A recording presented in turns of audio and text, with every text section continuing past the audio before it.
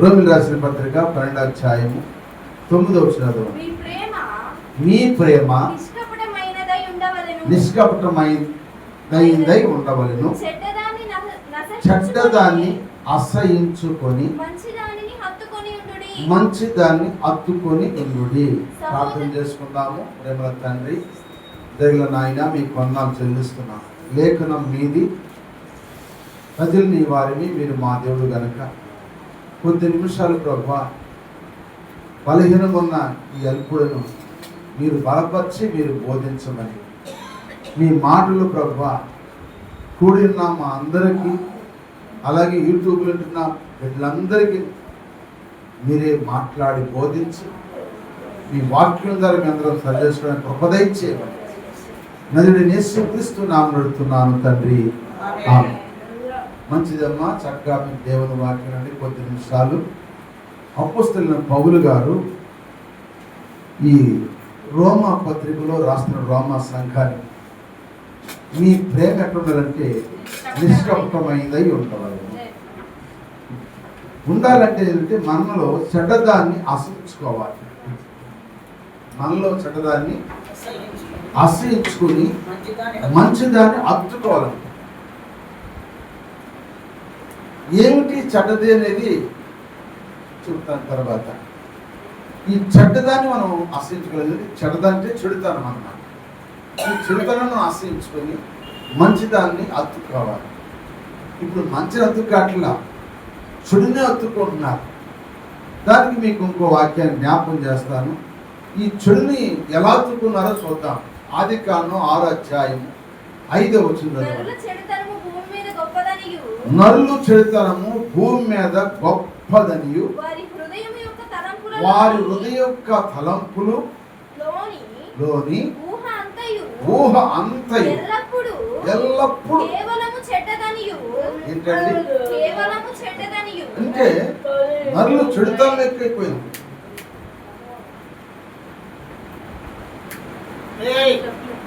కనుక చెడుతనం ఎక్కువైపోయింది కనుక అది హృదయంలో వెళ్ళిపోయిందంట. ఊహ, హృదయంలో ఆలోచన. ఊహ అంటే ఊహించుకాట. చెడుతనం ఎక్కువైపోయింది. చదవమ్మా. ఎట్లంటే నరులు చెడుతనం భూమి మీద గొప్పదైపోయింది.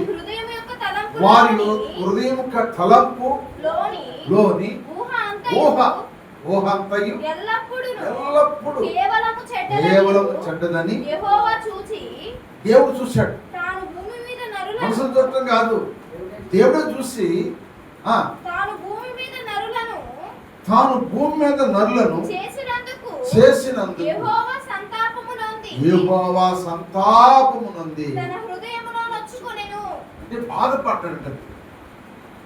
ఎందుకు చేశానా ఈ నరులను, ఎంతో పుట్టించానా, ఎందుకేళ్ళ కోసం ఎంత కష్టపడ్డాని చెప్పి దేవుడే హృదయంలో నొచ్చుకున్నాడు. దేవుడే హృదయంలో బాధపడ్డాడు. ఎందుకంటే నరులు చెడుతనము ఎక్కువైపోయింది. ఆ చెడుతనము ఎక్కువైపోవటం వల్ల కింద చదివితే ఆ నరులు చెడుతనం వల్ల అంతా సమస్తమును సంహరించాలని దేవుడు అనుకుని ఆ దినాల్లో అన్నిటినీ సంహరించేసి ఒక నీతిమంతుడు నోవాహు ఉన్నారు కనుక ఆ నోవాహు కోసం ఈ దేశాన్ని అడ్డుపెట్టాడు.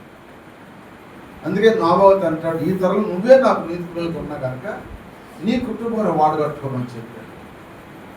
నీ కొరకు రెండు జతలుగా పక్షులు, జంతువులు, సమస్తాన్ని విలువ వస్తాయి అన్నాడు. అందరినీ నేలమట్టం చేశాడు. భూమిలో జలమైన కలిపేసేసాడు. ఎందుకంటే ఊరుకుంటాడు దేవుడు. ఎంతకాలం ఓర్చుకుంటాడు దేవుడు. నరులు చెడుతనం ఎక్కువైపోతాడు.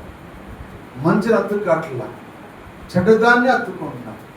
అందుకే పౌలు భక్తుడు ఈ మాట అంటున్నాడు, చెడ్డదాన్ని మీరు విడిచిపెట్టి మంచిదాన్ని మీరు చెడ్డదాన్ని అసహించుకోమన్నాడు. మంచిదాన్ని అత్తుకోమన్నాడు. మంచి మాటలు, మంచి తలంపులు, మంచి ఆలోచనలు, మంచి ప్రవర్తన అత్తుకో.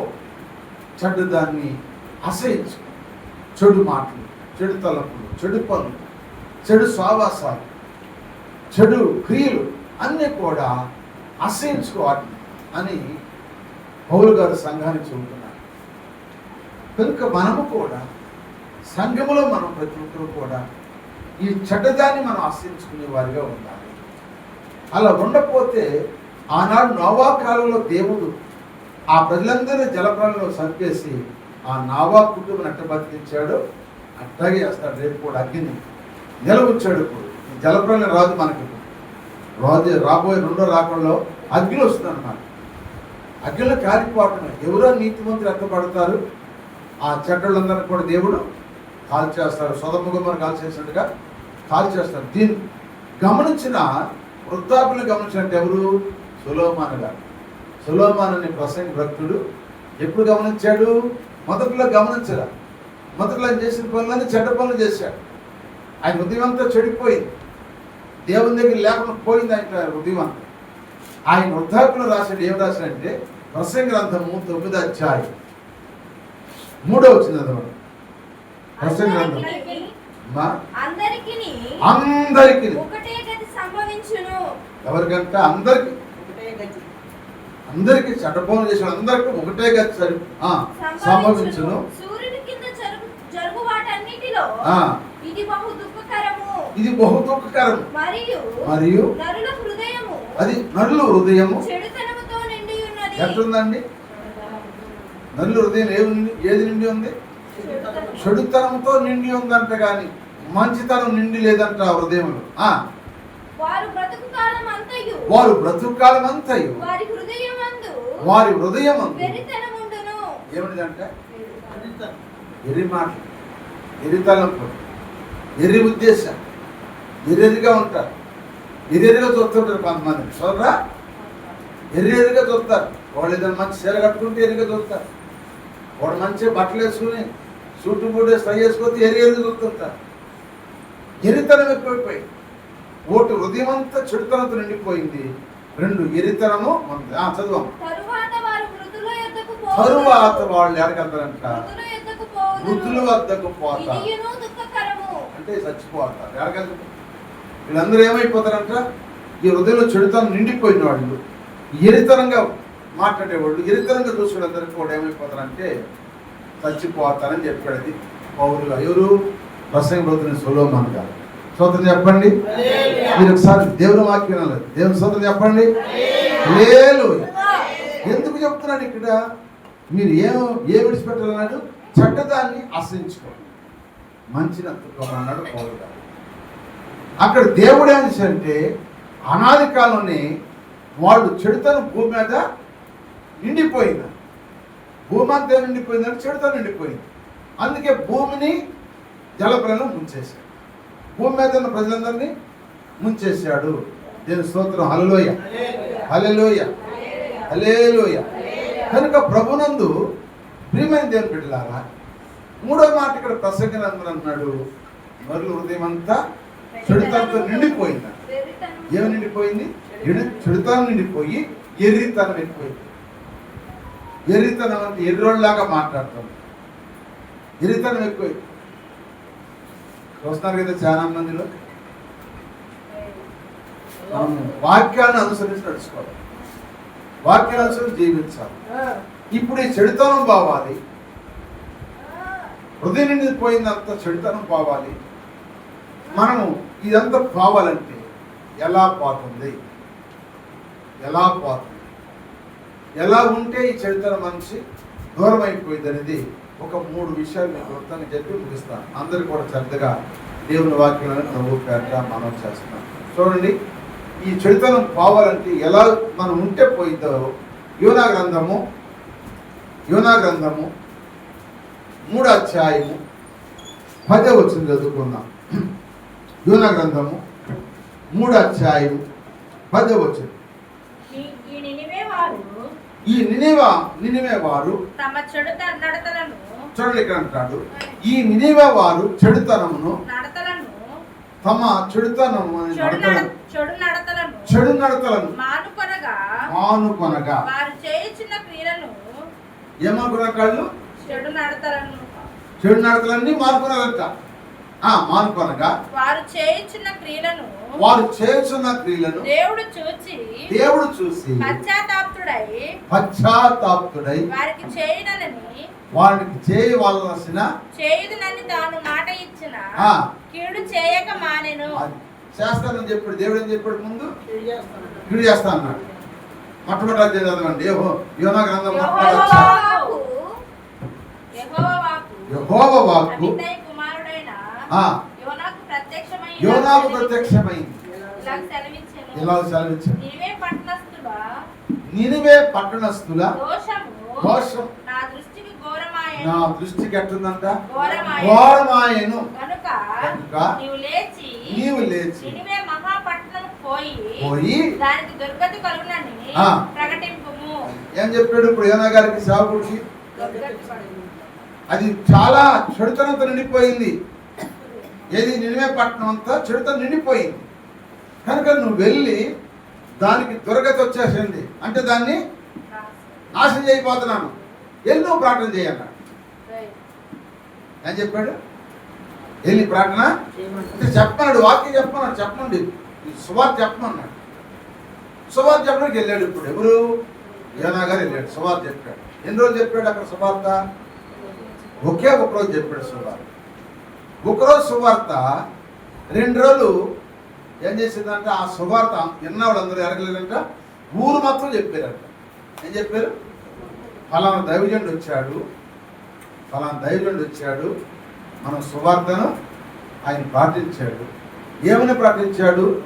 మన దేశానికి దుర్గతి వచ్చిందంట, మన దేశాన్ని దేవుడు నాశనం చేయబోతున్నాడు, దేశాన్ని నాశనం చేయబోతున్నాడు. కనుక చేయబోతున్నాడు కనుక మనం ఇప్పుడు ఏం చేయాలంటే ఆయన చెప్పాడు, నాశనం అయిపోతుందని చెప్పాడు. ఇప్పుడు మనం ఏం చేయాలంటే మన చెడుతనం మనము మానుకోవాలి అని చెప్పాడు. అట్లా ఏం చేశాడు? చెప్పుకుంటా వెళ్ళారంట ఊరు. ఇప్పుడు మనం పెద్ద సభల్లోకి వెళ్ళామనుకో, గొప్ప గొప్ప సేవకులు ఉన్నారు, పెద్ద పెద్ద సేవకులు. అలాంటి సేవకులు వస్తున్నారు. ఇప్పుడు చూడండి, చిలకలూరుపేటలో సాలిం రాజు గారు ఉన్నారు. ఆడికి మనం మీటింగ్ పెట్టినప్పుడు చుట్టుపక్కల ప్రాంతాలందరూ వెళ్ళదా? చుట్టుపక్కల ప్రాంతాలందరూ వెళ్ళరుకో.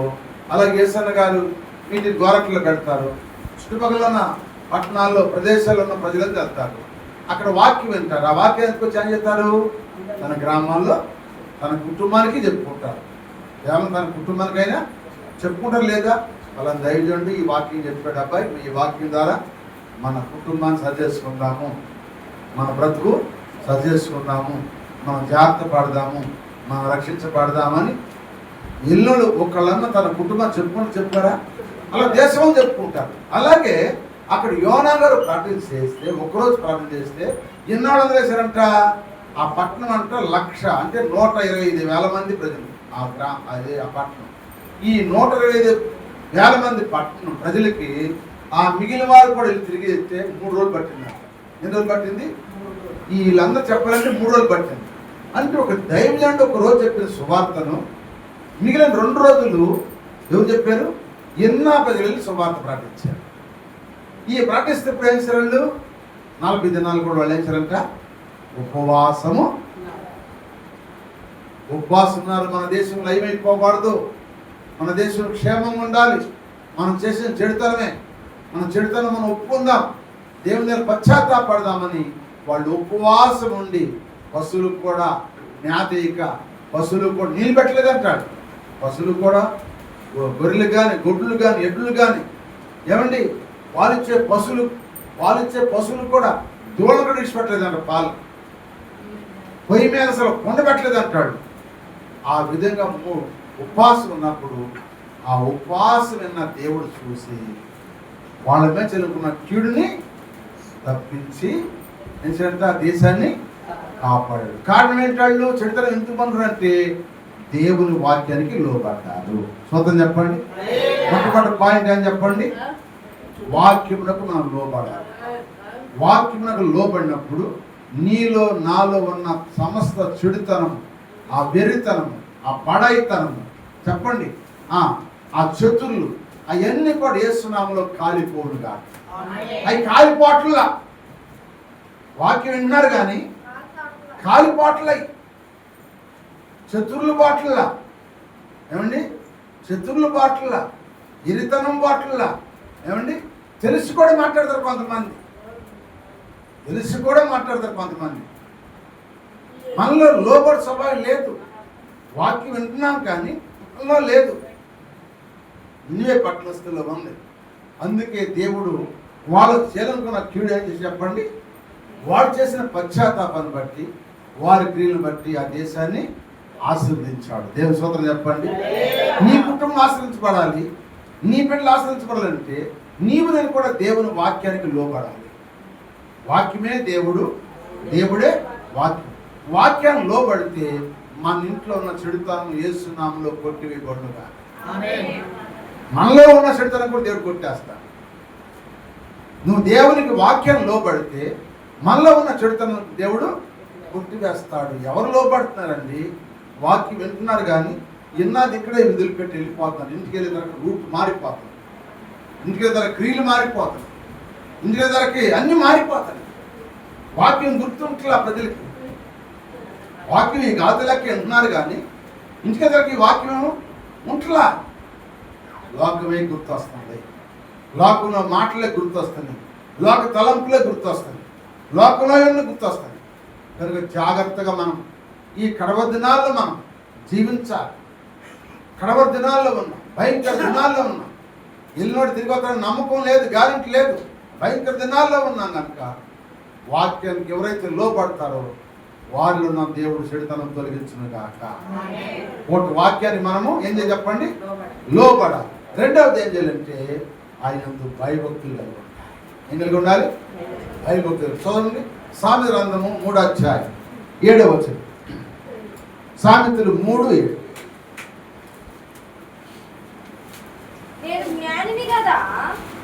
నేను జ్ఞాని. సామెతల గ్రంథము 3వ అధ్యాయం 7వ వచనం. నేను జ్ఞానిని కదా అని నువ్వు అనుకొనవద్దు.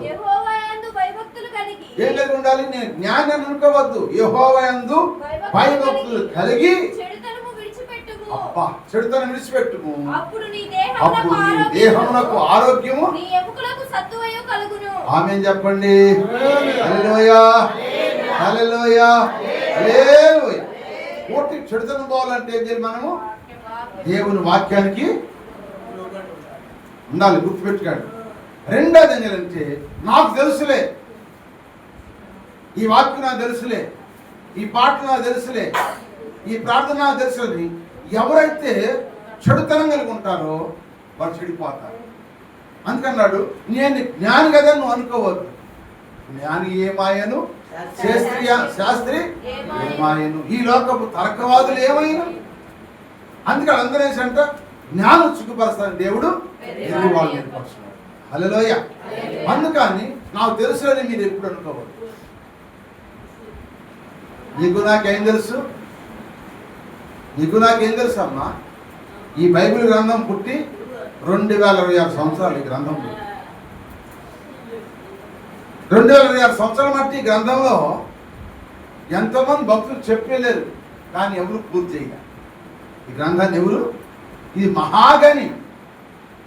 ఒక సముద్రంలో మనం ఒక నీటి బొట్టు అంతా మన జ్ఞానం ఎంతంటే, ఈ బైబిల్ మనం నేర్చుకునే ఎంతంటే సముద్రంలో ఒక నీటి బొట్టు ఎంత ఉండిద్దో అంత కూడా నేర్చుకోవట్లా మనం, అంత కూడా తెలియదు. అంత మహాగనిది. ఈ గని ఎవరు ఇంతవరకు పూర్తి చేసిన వాళ్ళు లేరు, సమాప్తమైంది అన్న వాళ్ళు లేరు. సోత చెప్పండి. కనుక నేను జ్ఞాని కదా నువ్వు అనుకోవద్దు, కానీ నువ్వు దేవునందు భయము కలిగి భక్తి కలిగి చెడుతనం విడిచిపెట్టు. అప్పుడు నీ దేహానికి దేవుడు ఆరోగ్యం ఇస్తాడు, ఎముకలకు. అందుకని ఒకటి దేవుని మనం లోబడాలి, రెండవది ఆయనందు భయభక్తులు కలిగి ఉండాలి. ఎవరికి ఉందండి ఈరోజు భయం? భయం ఉంటుంది అసలు? భక్తి ఉంటుందా? భక్తి ఉంటే భయం లేదు, భయం ఉంటే భక్తి లేదు. రెండు కలిగి ఉంటాయి. లేవు. ఎంత వాక్యమైన బోధించు, లేవు. ఎవరు వచ్చి చెప్తే మనం చర్చకెళ్తాం, కానీ ఇక్కడ చెప్పే మాటలో చాలా కొంతమందికి ఏదో చెప్తున్నాను. పరిశుద్ధ గ్రంథం నుంచి వివరించి వర్ణించి పరిశుద్ధాత్మని మనం బోధిస్తున్నప్పుడు ఈ వాక్యాన్ని మనం శ్రద్ధగా విని, అందుకే మనం ఈ చెడుతనం పోవాలంటే ఒకటి ఏం చేయాలి చెప్పండి, వాక్యమునకు లోబడాలి. రెండవది చెప్పాలి, ఏం చేయాలి, భయభక్తులు కలిగి ఉండాలి.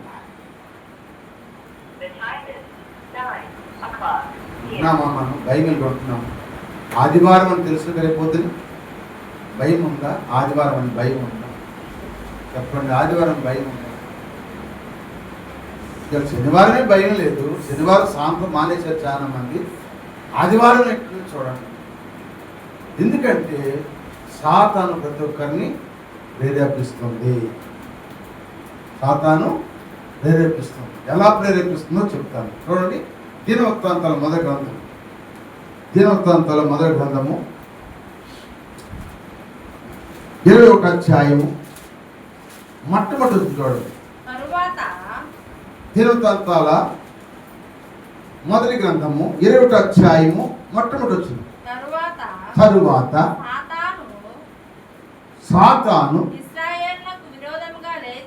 ఏం చేసిందంట? ఇశ్రాయేలుకు విరోధముగా లేచి ఇశ్రాయేలును లెక్కించుటకు ఎవరిని ప్రేరేపించిందంట? ఎవరిని ప్రేరేపించిందండి? సాతాను ఇశ్రాయేలు ప్రజలను లెక్కించమని దావీదు ప్రేరేపణ కలిగించినంత. దావీదు ఎవరు చెప్పండి? దావీదు ఎవరు? దేవుని అభిషేకం పొందిన ఆయన, గొప్ప భక్తిపరుడు, గొప్ప శక్తిమంతుడు, అలాంటి దేవునికి ఇష్టానుసరమైన బిడ్డ. అటువంటి వ్యక్తినే ప్రేరేపించింది సైతాను. స్తోత్రం చెప్పండి. ఈనాడు సాతాను ప్రేరేపణలు పడిపోయి చచ్చిపోతున్నారు కొంతమంది, సాతాను ప్రేరణ బట్టి పాపాలు చేస్తున్నారు కొంతమంది, సాతాను ప్రేరణ బట్టి కుటుంబాలు పాడైపోతున్నాయి. దావీదుని ప్రేరేపించినట్టు ఏది? ఏమంటే చాలా జాగ్రత్తగా ఉండాలి. ఏదో నేను భక్తిపరుని, నేను భక్తిపరురాల్ని అని అనుకుంటున్నావేమో, నీకు ఏదో ఒక దినం రోజు ప్రేరేపణ పెట్టింది సైతాను. ఆ ప్రేరేపణకి చెడిపోతాం, జాగ్రత్త. ఏం చెడిపోయారు చూద్దాం. ఇప్పుడు 12వ వచనం చదవండి. ఇప్పుడు ఇప్పుడు దేవుని దగ్గర నుంచి వాక్కు వచ్చిందంటే ఎవరికి? దావీదుకి. ఎందుకంటే దావీదుని దేవుడు ఎందుకో అన్నాడంటే సాతాను ప్రేరేపణకి లొంగాడు దావీదు. ఎవరు ప్రేరేపణ లొంగాడు? సాతాను ప్రేరేపణ లొంగాడు. ఇలా కూడా చాలా మంది సాతాను ప్రేరేపణలు చాలా మంది అంటే అది నీ సాతాను అనుకోవు, సాతాను అనుకో, కానీ నువ్వు మంచి ఆయన చెప్పాడు, భక్తులు చెప్పాడు. ఇప్పుడు దావీదు కదా, ఆయన రాజు కదా, రాజు చెప్తే దెబ్బలు కొద్దిగా ఉంది. రాజు లెక్కించమన్నాడు. ఆడకి జ్ఞానులు అంటాడు యోవాబు, నాయనా అయ్యా మహారాజా, దేశం అంతా సురక్షితంగా ఉంది, క్షేమంగా ఉంది, జనం ఎక్కువే ఉన్నారు కదా, తక్కువ లేదయ్యా, వద్ద ఈ లెక్క ఇద్దరిని కూడా చెప్పాడు జ్ఞానుడని యోవాబు సైన్యాధిపతి. చెప్పినా నేను చెప్తాను లెక్కే, నా మాటకు ఎదిరిస్తావు అన్నాడు. రాజు మాట వినాలి కదా. అది రాజునే ప్రేరేపించింది సైతాన్. స్తోత్రం చెప్పండి. ఇంట్లో గొప్పవాళ్ళనే ప్రేరేపించింది, ప్రార్థనా పరులనే ప్రేరేపించింది సైతాన్. ఆ ప్రేరేపణలు పడిపోతారు ప్రతి ఒక్కరు కూడా. దావీదు పడిపోయేసి లెక్కించమన్నాడు. లెక్కించడానికి దేవుని సేవకుడు పంపించాడు. దేవుడు ఎవరి దగ్గరికి? దావీదు దగ్గరికి పంపించాడు. అప్పుడు ఎవరు సేవకుడు అంటే గాదు ప్రవక్త ఉన్నాడు. ఆ ప్రవక్త వచ్చాడు. అయ్యా నువ్వు చేసిన పనికి దేవుడు నీకు 3 అని చెప్పిరామన్నాడు. 3 విషయాలు చెప్పిరామన్నాడు. ఈ 3 విషయాలు నీకు ఏది కావాలో కోరుకో, దాన్ని దేవుడు చేస్తా అన్నాడు. ఇప్పుడు వద్దమ్మా, 3 ఏళ్ల పాటు. ఎన్ని ఏళ్ళు? నువ్వు లెక్కించినందుకు, సాతాను ప్రేరేపణ పడి లెక్కించినందుకు 3 ఏళ్ల పాటు నీకు కరువు కావాలా? 3 నెలల పాటు నీ శత్రువులు కత్తి దూసి నిన్ను తరుమగా వారి ఎదుట నిలువలేక నశించిపోవుట కావాలా? 3 దినముల పాటు దేశమందు యెహోవా కత్తి అనగా తెగులు చేత యెహోవా దూత ఇశ్రాయేలుల దేశమంతటా నాశనము కలుగచేయుట అను వీటిలో ఒక దానిని నీవు కోరుకొనుమని యెహోవా సెలవిచ్చుచున్నాడు. ఎంత ఘోరమో చూడండి. పాప ప్రేరేపణ అండి. సాతాను ప్రేరేపించింది ఎవరిని? రాజు. ఆ ప్రేరేపణకు ఇప్పుడు లెక్కించడానికి దేవునికి కోపం వచ్చింది. దేవునికి పాపం. ఇప్పుడు కూడా నేను కూడా లెక్కేనయ్యా, మన ఎస్పాస్ అనుకుని లెక్కేది, భయం వేసుకుంటాను. లెక్కేది ఏమైపోయి పాపం మీకు భయం వేసింది. నేను లెక్కేది, లెక్కలు రాయను. అందుకే లెక్కలు రాయని, లెక్కే బుద్ధి కాదు. ఎందుకంటే లెక్కేస్తే ఏమైద్దు అని భయం వేస్తాను. ఇప్పుడు గాదు ప్రవక్త వచ్చి అంటున్నాడు, యా రాజా, నీకు 3 సంవత్సరాలు కరువు కావాలా, లేకపోతే 3 నెలలు నీ శత్రులు నీ మీద కట్టూసి నేను సంరక్షణ నువ్వు పారిపోతావా, లేకపోతే 3 రోజులు, ఎన్ని రోజులు? 3 రోజులు తెగులు కావాలా. ఈ 3 ఏది కోరుకుంటావు చెప్పు, ఎందుకంటే దేవుడు చెప్తాను. దీనికి ఏం భయం వేసింది? చదువమ్మా. అందుకు దావీదు ఏమయ్యాడంట? నేను మిక్కిలి ఇరుకులో ఇప్పుడు చిక్కిపోయాడు. అదే సాతాను పేరు పెడితే అంతే, జనం ఇరుకొచ్చేసింది. ఇప్పుడు శ్రమ వచ్చేసింది. ఏం చేయాలి? ఇప్పుడు ఇరుకులో పడ్డని చెప్పు. ధ్యానం చేశాడు. ఇప్పుడు చదువమ్మా. యెహోవా ఎవరు? మహాకృప గలవాడు. నేను మనుషుల చేతిలో పడక గాదు గారితో అంటే ప్రవక్త చెప్పాడు. ఏం చెప్పాడు? నేను మనుషుల చేతిలో పడకుండా ఆయన చేతిలో పడితేనే మంచిది. ఆయన చేతిలో అంటే 3 రోజులు కరువు, 3 రోజులు తెగులు అనమాట. ఆయన చేతిలో ఏముంది? 3 రోజులు తెగులు.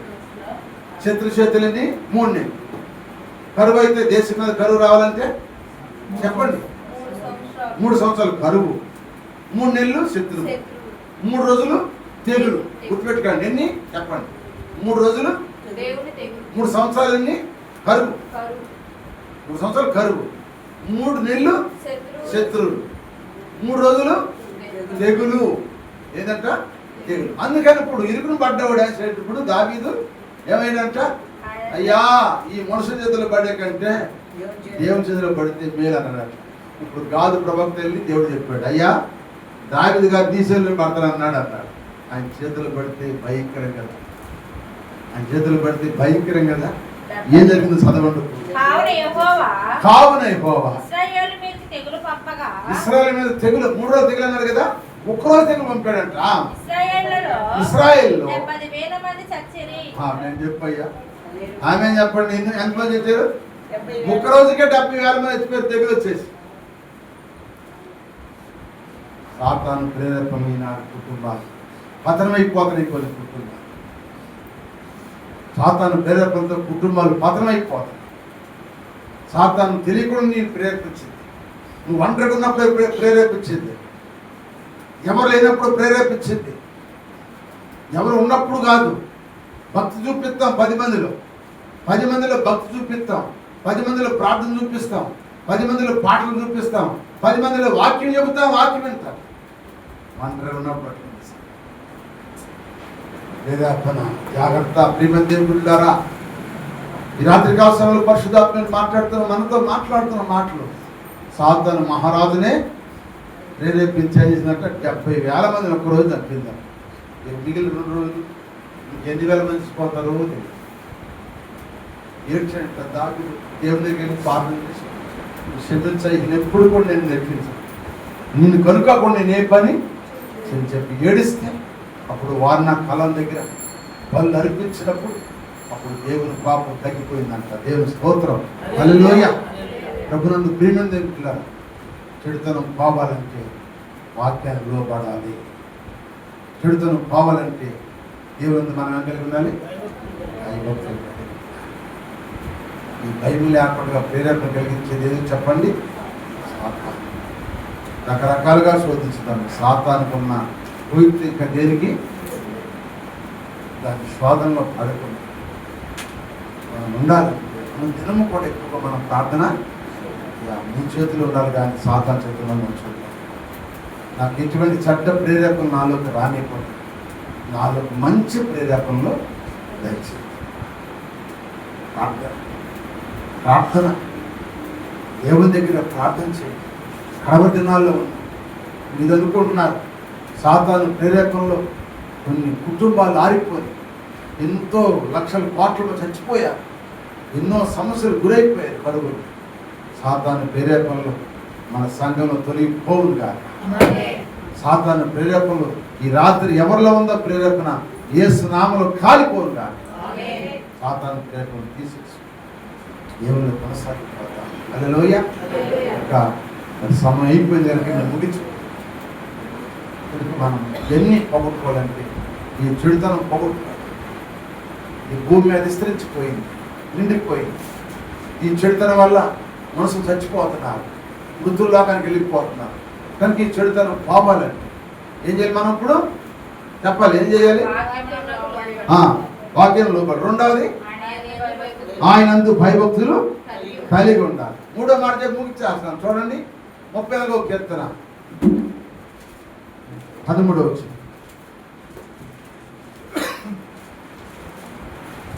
చెడ్డ మాటలు పలకకుండా. ఏ మాటలు? చెడ్డ మాటలు పలకకుండా నీ నాలుకను కపటమైన మాటలు పలకకుండా నీ పెదవులను కాచుకొనుము. కీడు చేయట మాని మేలు చేయుము. సమాధానం వెతికి దాని వెంటాడు. సోదం చెప్పండి. ఇప్పుడు ఏం చేయమన్నాడు దేవుడు? దేవుడు ఏం చేయమన్నాడు? చెడ్డ మాటలు పలకకుండా. ఇలా చెడ్డ మాటలు మాట్లాడతా నోటంటే నాలుక అవయములు నరలేదంటారు. నాలుక అది ఏం మాట్లాడుతో తెలియదు. ఆ నాలుకే స్తుతించింది, ఆ నాలుకే శపించింది. ఆ నాలుకే ప్రేమించింది, ఆ నాలుకే దూషించింది. అవునా కాదా? గుంట్లోంచి తీపి నీళ్ళు చేతి నీళ్ళు వస్తాయా? రావు. కానీ మన నాలుగుకి తీపి ఉంది, చేదు ఉంది. హల్లెలూయా. తీపి ఉంది, చేదు ఉంది. అందుకే అన్నాడు చెడ్డ మాటలు పలకొండగా నీ నాలుకను. ఇదొకటి కపటం అంటే అని చెప్పండి. పైకి మంచిగాను చెప్పాలి. అందుకు ఒక ఆయన అన్నాడు, భక్తులు అన్నాడు, పైకాము చక్కెర అంట, లోపల కత్తిరంట. పైకి అర్థమైంది మీకు? పైకి అంటే చక్కెర అంటే అంటే అమ్మాయి పంచదార ఉంటాయండి పైకి మాటలు. పైకాము చక్కెర, లోపలము దీన్ని ఎప్పుడు కట్ చేయలేదు, కత్తిరించాలి చూస్తాను. అది కాబట్టి మాట్లాడతారు. పైకాము మంచి మాటలు చక్కెరగా చెప్తారు, తీపి మాటలు చెప్తారు. లోపల కత్తిపోటు లాంటి కత్తిరి మాటలు. ఇది కపటం. ఈ రెండు మానుకోవాలి. ఈ రెండు మానుకుంటే నీవు ఆశ్రయించబడదు కాక. హల్లెలూయా. ఏం మాట్లాడినప్పుడు చెడుతనం కావాలంటే అది మూడేంటి? ఒకటి దేవుని వాక్యానికి లోపడాలి, రెండు దేవునందు భయభక్తులు కలిగి ఉండాలి, మూడోది చెడు మాటలు కపట మాటలు మాని ఆయన అతుకుని జీవించాలి. అలా అతుకుని జీవిస్తే నీలో నాలో ఉన్న చెడుతనం యేసు నామములో కొట్టివేయబడుగాక. చెడుతనం చాలా ప్రమాదం. ఆ చెడుతనం పోగొట్టుకుందాం. ఈ కడవ దినాల్లో చెడుతనం పోగొట్టుకుందాం. దేవుల్లో జీవిద్దాం. దేవుడు మనలను, మన కుటుంబాలను, మన సంఘాలను, మన గ్రామాన్ని లైవ్ ఉంటున్నారు. దేవుని పెట్టారు. మీ అందరికీ వందనాలు చెప్తున్నారు. మనలో ఈ చెడుతనం పోగొట్టుకోవడం కొరకు దేవుని వాక్యంలో పడదాము. రెండవది భయభక్తులు కలిగి ఉంటాం. మూడవది కపట మాటలు, చెడ్డ మాటలు మానేద్దాం. దేవుళ్ళు మంచిగా అతుకులు జీవిద్దాం. అందుకే మొట్టమొదటి మూల వాక్యం అన్నాడు, మీ ప్రేమ నిష్కపటమై ఉండవలెను. చెడ్డదాన్ని అసహించుకుని మంచి దాన్ని అత్తుకుని ఉండు. అది మంచి దేవుడు అంటే యేసయ్య మంచోడు, ఇంకెవరు మంచోడు కాదు.